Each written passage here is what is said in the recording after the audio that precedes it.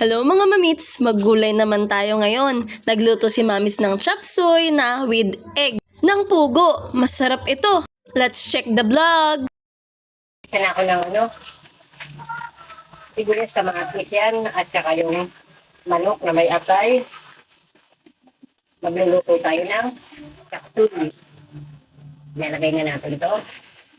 Unahin muna natin yung medyo mga matitigas na gulay. Takpan muna natin saglit. Ilalagay na tayo ng cubes. Paminta. Ilalagay tayo ng asin.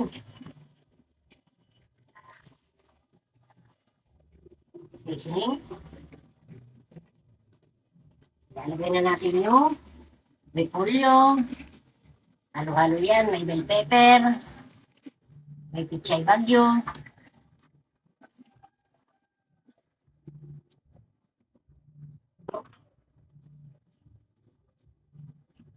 Okay, takpan muna natin. Lagyan na natin yung itlog ng pugo.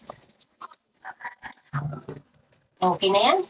Ilalagay na natin yan sa isang lalagyan para kumain na.